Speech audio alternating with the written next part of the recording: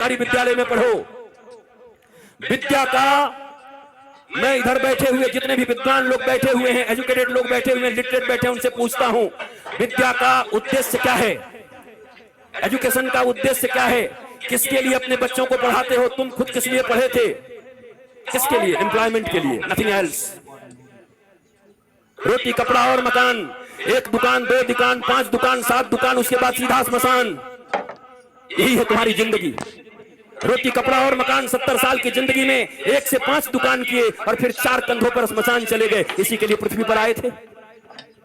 सारी जिंदगी टेंशन, सारा जिंदगी दुख, सारा जिंदगी डिप्रेशन, सारा जिंदगी हाय हाय, सारी जिंदगी कर्ज, सारे जिंदगी रिश्तेदारों को मनाते रहे, एक दूसरे से नीचा देखने और दिखाने का काम चलता रहा और उसके बाद एक दिन तुम्हारी मृत्यु आ गई। हमने सुना था कि मनुष्य का जीवन सबसे सार्थक होता है। दुर्लभो मानुषो देहि देहि नाम क्षणभंगुरः तत्रापि दुर्लभम मन्ये वैकुंठ प्रिय दर्शनम। ये दुनिया में सबसे ज्यादा का, सबसे अधिक, सबसे ज्यादा प्रभावशाली मानवीय जीवन है। क्या ये जीवन है? क्या इस जीवन के लिए मनुष्य को श्रेष्ठ बोला गया? ये कौन सी श्रेष्ठता है तुम्हारी? तुम चैन से सो नहीं सकते, तुम चैन से बैठ नहीं सकते, तुम पड़ोसियों का उत्थान नहीं देख सकते, तुम दुख को हैंडल नहीं कर सकते। राम जी के जैसा सत्ता चढ़ा जाए, उसके बाद भी जब माता कौशल्या पूछती है, राम तुमने सब काम कर लिया ना, सारी पूजाएं कर ली ना, कल मेरे बेटे का राज्याभिषेक होने वाला है, कल तो युवराज बनेगा। तो धीरे से राम जी कहते हैं, माँ मेरे पिताजी इतने छोटे थोड़ी हैं। बोला क्या हुआ? मेरे पिताजी ने निर्णय किया है कि छोटे से राज्य अयोध्या का मुझे युवराज नहीं बनाएंगे। पिता दीन मोहि कानन राजू, उन्होंने मुझे बन का राजा बना दिया है, मुझे बन का विराट राजा बना दिया है। ये राम है। रातों रात सत्ता छिन गई पर अपने पिता को कह रहे हैं, मेरे पिता ने मुझे बन का राजा बना दिया। हाँ अयोध्या छोटी है, मैं बड़ा हूं ना। तो कहा तू इतना छोटा राज्य संभालेगा? तू बन का राज संभाल। जा, लाखों ऋषि महर्षि तेरा इंतजार कर रहे हैं। कई सबरी तुम्हारे लिए बैठी हैं, कई सुतीक्षण बैठे हैं, कई सरभंग बैठे हैं, कई जटायु तुम्हारे लिए बैठे हैं, कहीं सुग्रीव बैठा है बाली से लात खाए। जाओ सबका उद्धार करो। और इसलिए राम को वनवास दे दिया। पर तुम्हारे जीवन में ऐसी स्थिति आ जाए तो तुम्हारे बच्चे आत्महत्या कर लेते। नंबर कम आ जाए, अगर पिताजी ने कह दिया, माता जी ने, अगर तेरा 80% से कम आया, शर्मा जी के बेटा से अगर तेरा नंबर कम आया तो मैं जहर खा लूंगी। बच्चा देखता है नंबर तो आया 60%, घर आते आते सोचता है आखिर माता पिता ने कहा है हम जहर खा जाएंगे, वो क्यों मरेंगे, हम ही खा जाते हैं। इतना प्रेशर क्यों पढ़ने का? क्या पढ़ा रहे हो? मशीन बना रहे हो बच्चों को? गधों की तरह बोझ टांग दिया है यहाँ पर। क्या करोगे? 2 रोटियां ही तो कमाओगे ना, 2 कपड़े ही तो पहनोगे ना, इतने ही ना, किससे कुछ ज्यादा? रावण और राम की वृत्ति में क्या अंतर है? इतना ही तो है। रावण कहता है कि दुनिया में जितना भी सुंदर है वो सब मेरा होना चाहिए, सब मेरा है। राम जी कहते हैं जो मेरा है वो सबसे सुंदर है। यही राम और रावण के विचार में अंतर है। जो मेरा है वो सबसे सुंदर है। दुनिया का सब सुंदर मेरा करने में तो रावण बन जाओगे। इस वृत्ति का अंतर है। यही राम और रावण का युद्ध है। जो प्राप्त है वही पर्याप्त है, नहीं तो सर्वत्र दुख व्याप्त है। जो प्राप्त है वही पर्याप्त है। मेरे पास जो कुछ है वही है। परिश्रम करो, पुरुषार्थ करो, प्रार्थना करो, पर रो मत। वही है वही जो राम रचि राखा, को करे तर्क बढ़ा वही शाखा। इसका मतलब ये नहीं कि आलसी बन जाओ। अगर मैं भी ये कह के पढ़ा होता कि राम जी का कथा होगा तो राम जी कराएंगे, तो क्या राम जी हमारे घर में एरोप्लेन घुसा देते एयर इंडिया को? क्या करते? हमें आना पड़ा, हमें निकलना पड़ा वृंदावन से आकर के दिल्ली आना पड़ा। दिल्ली से हमें फ्लाइट लेनी पड़ी, फ्लाइट से आकर के रांची लेना पड़ा। रांची से 2.5-3 घंटे में हम और अन्नू बैठ करके साथ में यहां तक पहुंचे। तब जाकर के बेरमो फूसरो पहुंचे। यहां घाटी ऐसी पूरा झारखंड।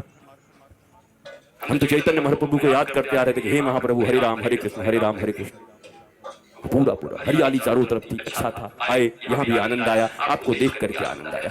याद रखो, कहते तो सभी हैं पर विश्वास रखो, दोनों भुजा उठा के कहता हूं, मेरे लिए बस एक ही आह्लाद है, न कोई चढ़ावा न कोई सामान, बस हृदय से आकर के बैठ करके राम का गुणगान सुन लो, यही मेरी दक्षिणा है। अगर तुम्हारे मुख से राम और कृष्ण के नाम निकलने लगे, तुम्हारे बच्चे अगर शिवाजी और छत्रपति महाराणा प्रताप इत्यादि की तरह होने लगे, विवेकानंद होने लगे, तो मेरी दक्षिणा मुझे मिल गई है। इससे ज्यादा क्या चाहिए? कपड़े भी हैं, गाड़ियां भी हैं, आश्रम भी हैं, बहुत कुछ है। अब क्या करूंगा? मैं अकेला हूं। अकेला नहीं हूं, मेरे साथ 8 अरब लोग हैं। वसुधैव कुटुंबकम, 140 करोड़ भारतीयों के साथ साथ 8 अरब लोग। चूंकि सनातन संस्कृति ही एक ऐसी संस्कृति और धर्म है जो पूरी दुनिया को अपना परिवार मानती है। कोई कहता है मैं बड़ा, कोई कहता है मैं बड़ा, कोई कहता है मैं बड़ा, पर एक हमारा धर्म है जो कुछ नहीं कहता। वो कहता है धर्म की जय हो, अधर्म का नाश हो, प्राणियों में सद्भावना हो और विश्व का कल्याण हो। ये हम कहते हैं, सनातन ही धर्म है। बाकी मत हो सकते हैं, जितने भी लोग हैं, 8 अरब लोग हैं, 8 अरब मत हो सकता है, पर धर्म एक था, एक है और एक सदा रहेगा। और उस धर्म का नाम है सनातन धर्म। एकमात्र धर्म इस पृथ्वी पर है जो पूरी दुनिया को अपना परिवार मानता है, अपने परिवार की तरह रखता है और पूजता है। तुम्हें गौरव। मुझे याद है आज के 10-12 साल पहले जब योगी आदित्यनाथ जी महंत जी सांसद थे, हमारा मिलन हुआ गोरखपुर में, गोरखनाथ पीठ में। एक भागवत की कथा थी, वहां मैं भी था, आप भी थे, एक साथ बैठे हुए थे। हमारी चर्चा होने लगी। उन्होंने कहा क्या लोग हमें सांप्रदायिक कहने लगते हैं। हम कि महाराज जी हमें ग्रंथ खोलना चाहिए। ग्रंथ खोल करके संप्रदाय का परिभाषा क्या है, संप्रदाय किसको कहते हैं। सम्यक प्रकार से हमारे पूर्वजों ने जो हमको प्रदान किया है, जो विचारधारा, जो अपनी विचारधारा, पवित्र विचारधारा हमारे पूर्वजों ने हमें प्रदान किया है, उसको कहते हैं सम्यक प्रकार से विचारों को प्रदान करने की प्रक्रिया को संप्रदाय कहते हैं। और अगर इसे संप्रदाय कहते हैं तो महाराज आज के बाद आप कह दीजिएगा टीवी चैनलों पर कि गर्व से कहो हम सांप्रदायिक हैं, हमारे पूर्वजों ने हमको जो विचार दिया है उसको लेकर के हम इस दुनिया में चल रहे हैं। लज्जा क्यों करते हो, शर्म क्यों करते हो। ये अनपढ़ लोग, ये गंवार लोग जिन्होंने मैकोले की शिक्षा विद्या पढ़ा करके तुम्हें पीछे की ओर धकेल दिया, तुम सच्ची बात भी कहते हो तो कहने के लायक नहीं रह जाते हो। सांप्रदायिक कोई खराब शब्द नहीं है। संप्रदाय शब्द भारत का सबसे प्यारा शब्द है, सनातन संस्कृति का सबसे प्यारा शब्द है। पर तुमको संप्रदाय के लिए क्या पढ़ा दिया गया, तुष्टीकरण और संप्रदाय पढ़ा दिया गया तुमको। यहाँ तुष्टीकरण नहीं, यहाँ 140 करोड़ लोगों के संतुष्टीकरण की बात होती है। यहाँ 8 अरब विश्व के लोगों की संतुष्टीकरण की बात होती है।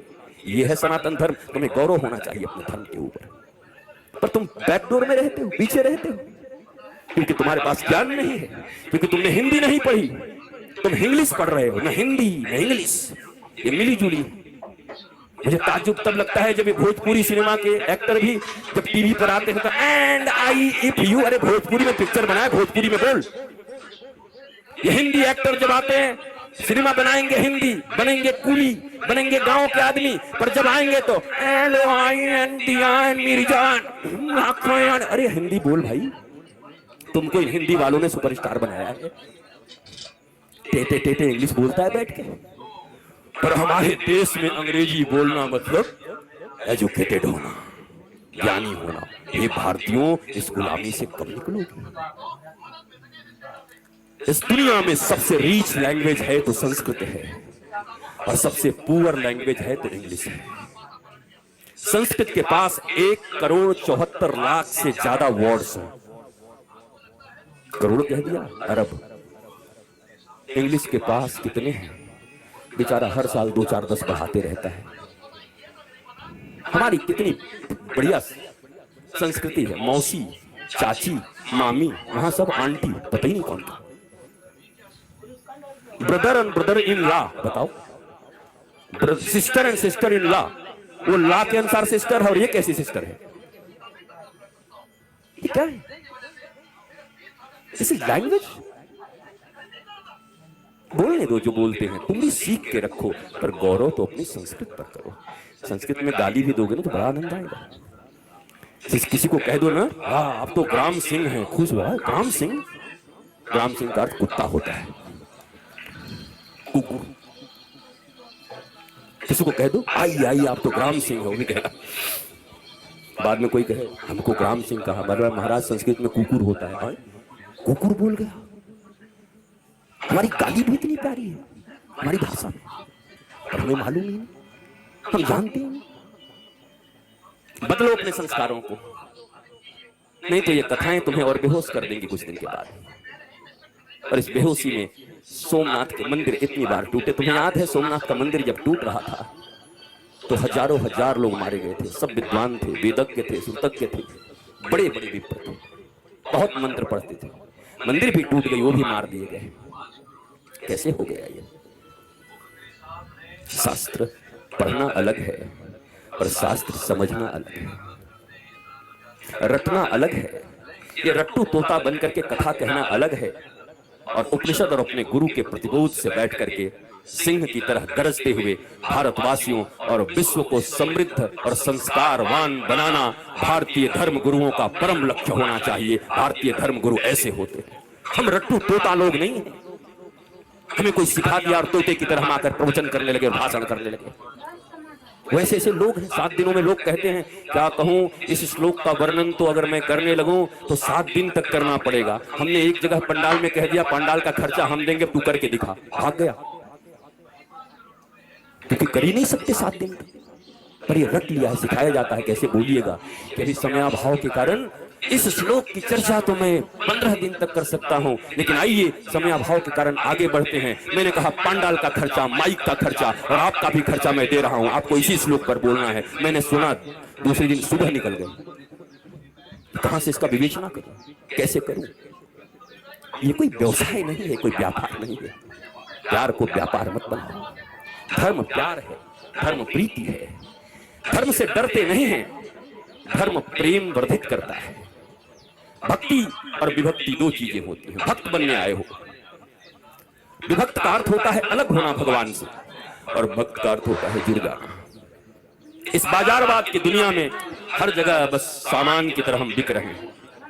रोज तुम्हें लुभाया जा रहा है, पूरा बाजार चुंबक हो गया है, तुम सड़े हुए लोहे हो गए हो। सब कुछ उसी में छीना जा रहा है। कमाल हो गया।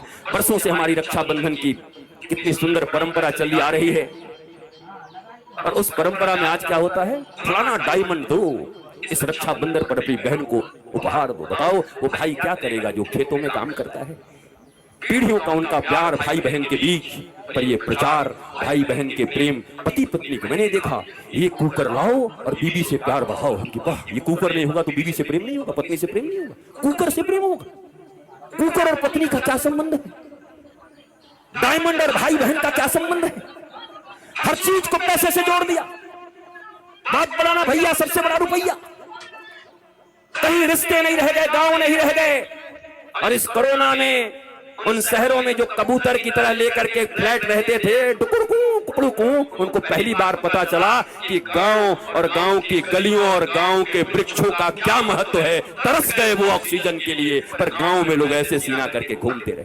भारत गांवों का देश था, यहाँ ऑक्सीजन फ्री, यहाँ जल फ्री, और सबके सब पहले हम ऐसे भारतवासी लोग हैं। पहले इतना यूरिया डाल दिया, खेती करने लगे, पंजाब में खेती होने लगी, पंजाब में इतना अन्न उपज, हरित क्रांति आ गई। ऐसी हरित क्रांति आ गई कि पंजाब से एक ट्रेन चलने लगी, कैंसर स्पेशल ट्रेन। क्या करोगे ऐसी हरित क्रांति का, जब अपने ही बच्चों को कैंसर का पेशेंट बनाते रहे?